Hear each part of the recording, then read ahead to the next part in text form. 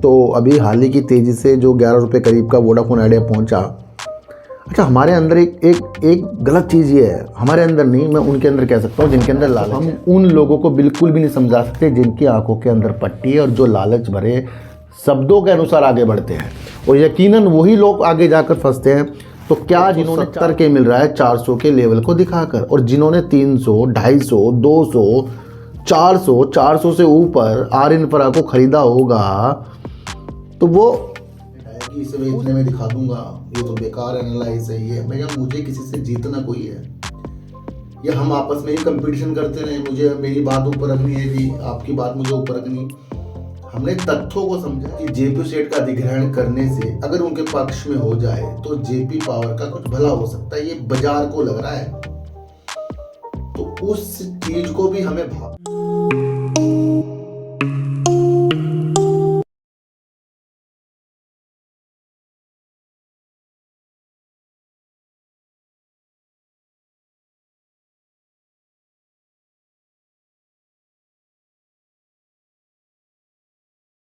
नमस्कार, मैं स्वागत करता हूं आपका अपने ही चैनल पर जिसका नाम है सार्थक बाजार से। आज बात करेंगे अनिल अंबानी जी की। उनकी आर पावर आर इंफ्रा में आज भी आपको गिरावट देखने को मिली।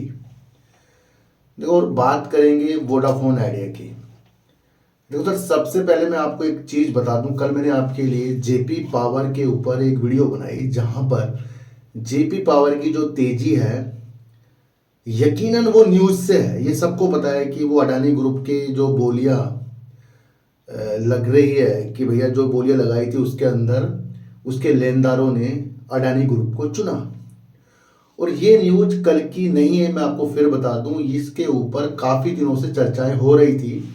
आपस में लेनदार बैठकर डिसाइड कर रहे थे कि ये जो कंपनी है या तो 5 साल के अंदर जो वेदांता भुगतान कर रहा है उसको दें, या फिर 2 साल के अंदर अडानी जी पूरा पैसा दे रहे हैं जेपी एसोसिएट के लिए, या उसको दें।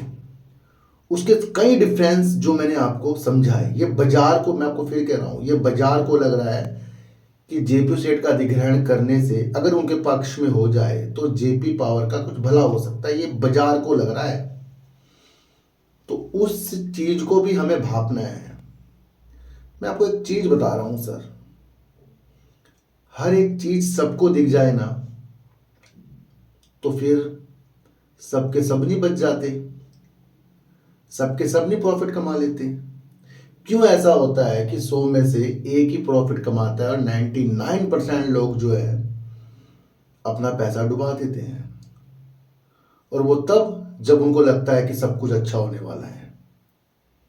इस न्यूज का मतलब ही यही है कि इस शेर के अंदर पंख लगे, बल्कि अगर पंख लगने हैं तो जेपी पावर तो ऑलरेडी बहुत अच्छी सेल कर रहा है, प्रॉफिट भी कर रहा है, तब भी इसके अंदर पंख लग सकते थे। पर ये उलझा पड़ा है जेपी एसोसिएट के चक्कर में।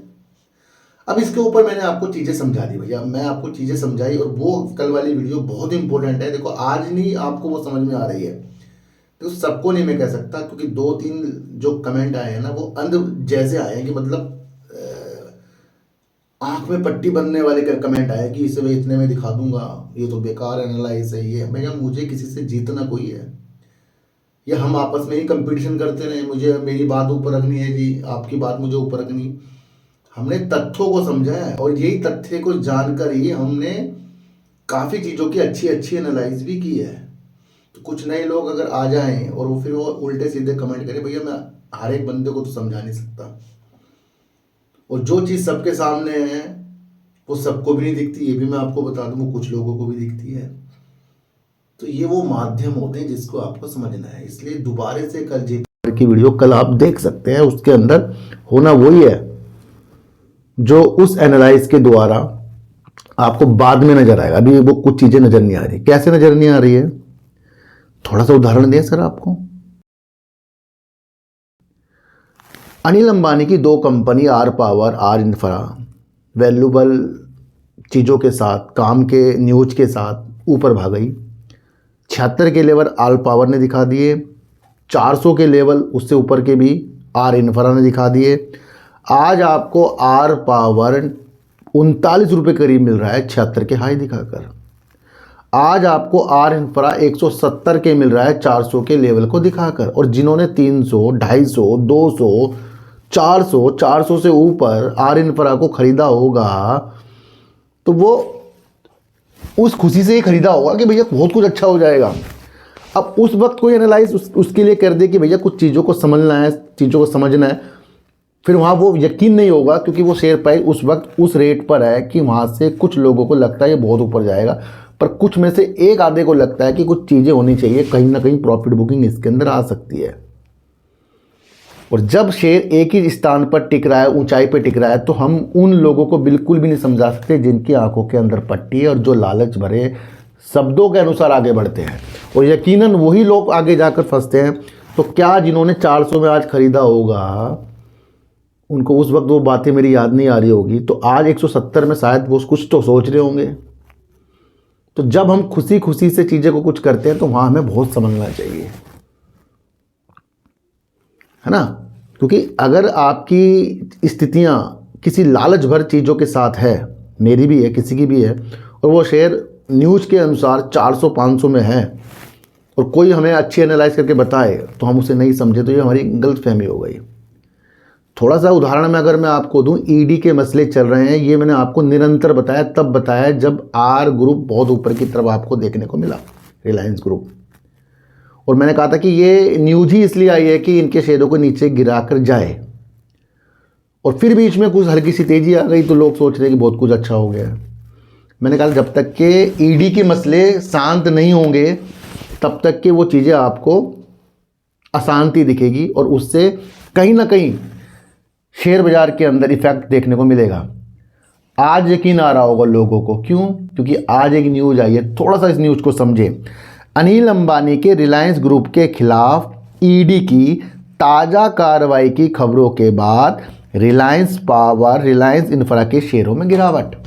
और ये गिरावट वाली न्यूज़ मैंने आपको आज से 10 दिन पहले से मैं आपको सुना रहा हूँ, 15 दिन पहले से सुना रहा हूँ, क्योंकि कुछ जो निगेटिव न्यूज़ आती है स्टार्टिंग में उसका असर उस वक्त नहीं पड़ता, पर वो धीरे धीरे उस शेयर को तोड़ देती है। वही हुआ, 39 पर आ गया आज शेयर। मैं क्या कह रहा हूँ, मैंने आपको फिर भी कहा है कि इनकी कंपनी जो आर पावर, आर इंफ्रा है, अच्छा वर्क कर रही है, काम के हिसाब से सही है, गिर किस हिसाब से रही है आपको वो भी समझना है, ईडी के मसलों के हिसाब से। तो ये न्यूज़ में आ गया ना कि भैया इस ईडी की कार्रवाई से, ताज़ा कार्रवाई से शेयर गिरे हैं, तो क्या है, हमें समझना आना चाहिए। देखो सर, ईडी ने 1400 करोड़ रुपए की अनिल ग्रुप के मामले में उनकी संपत्तियों को जब्त कर लिया, 1400 करोड़ की ताज़ा मामला। और इससे पहले किया था 7500 करोड़ रुपए की, कुर्क कर ली है। 1400 करोड़ रुपए की प्रॉपर्टी कुर्क कर ली है। इससे पहले 7500 करोड़ रुपए की चीज़ें जब्त की थी ईडी ने।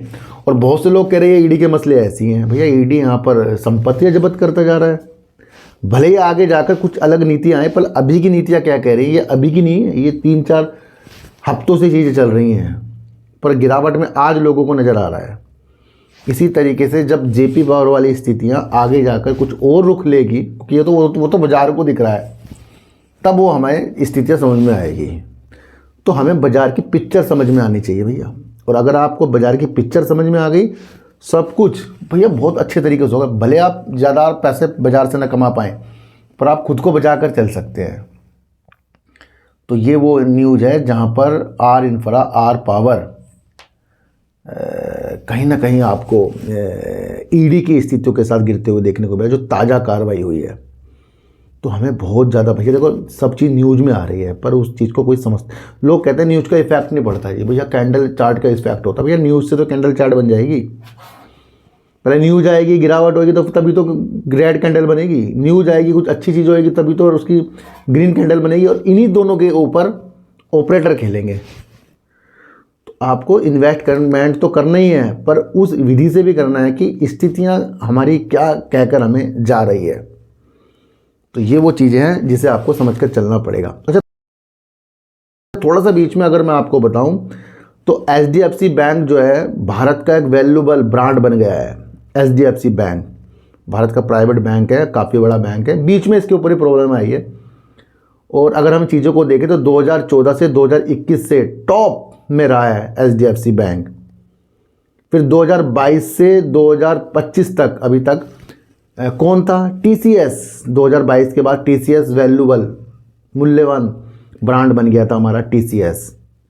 अब TCS को भी HDFC बैंक ने पछाड़ दिया है। फिर से दोबारा से HDFC बैंक जो है वैल्यू ब्रांड हमारा देश का बन गया है। तो ये भी एक गुड न्यूज़ HDFC बैंक देश के लिए, ये आप समझ कर चल सकते हैं।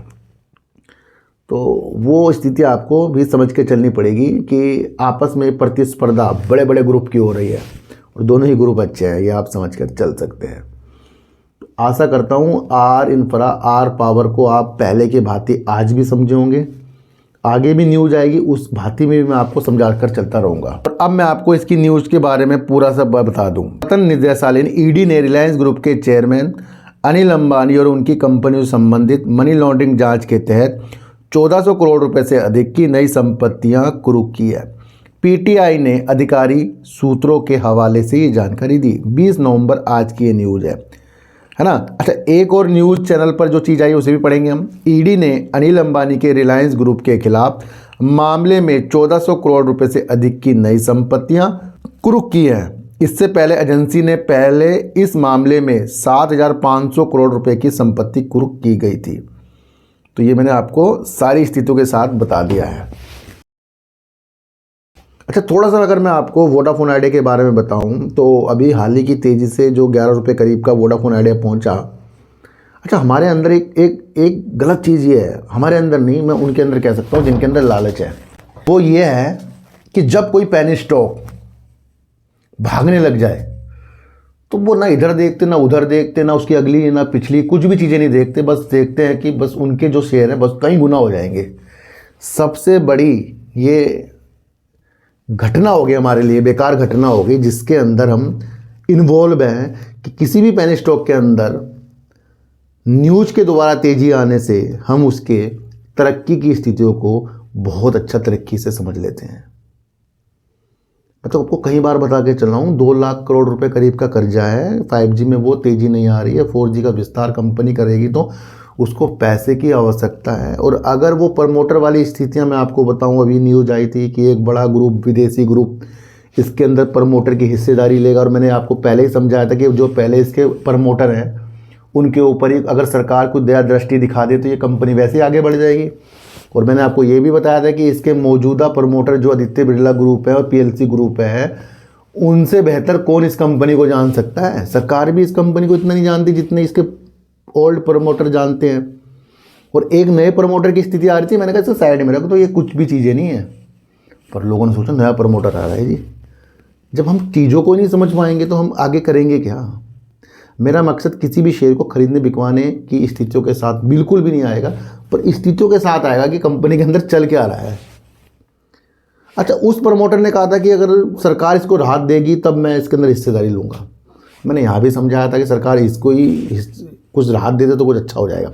अब एक और चीज़ आई, जब ये 11 पे पहुँचा, किसी भी कारणों से, तेज़ी के कारण से, या सुप्रीम कोर्ट ने जब कहा कि भैया बाहर जाकर सारे AGR के लिए आप राहत की स्थितियाँ कर सकते हैं, गणना कर सकते हैं डॉट के साथ बैठ के, सरकार कुछ सहायता दे, तब ये 11 की स्थितियों के साथ पहुँचा। अब अगला पड़ाव क्या था, मैंने आपको समझाया था कि वोडाफोन का आइडिया के अंदर अब अगला पड़ाव क्या है। अब अगला पड़ाव इसकी तेज़ी का तब बनेगा जब सरकार ये कहेगी कि हाँ इसको AGR और हम कुछ राहत दे रहे हैं। तो उससे पहले इस कंपनी को छोड़ने वाला नहीं है। तो आज क्या हुआ, आज कंपनी का शेयर 10 रुपये 20 पैसे तक पहुंच गया। तो जब शेयर भाग रहा है तो वहाँ ज़्यादा उत्साहित नहीं होना है, और जब शेयर गिर रहा है तो उसके कारणों को आपको खोजना है।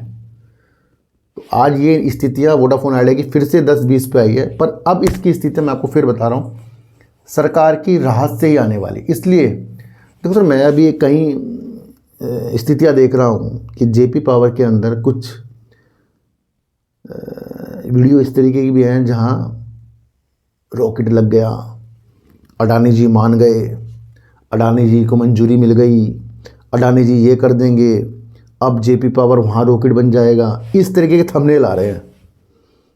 तो ये ऐसे लोग जो वीडियो बनाते हैं, बस उनको यही पता है कि ये तेज़ी आ रही है और ये न्यूज़ आ गई है और ये आपको उसके अंदर 10 पीस चीज़ और बातें बनाकर झोंक देंगे। बस वो निगेटिव चीज़ आई तो आपको निगेटिव स्थिति से समझाएंगे, पॉजिटिव आई तो आपको पॉजिटिव स्थिति से समझाएंगे। पर जो पॉजिटिव में निगेटिव ढूंढेगा बाजार के अंदर और जो निगेटिव में पॉजिटिव ढूंढेगा बाजार के अंदर कह रहा हूँ, सिर्फ ज़िंदगी में नहीं, वही बाजार के अंदर कुछ कर पाएगा।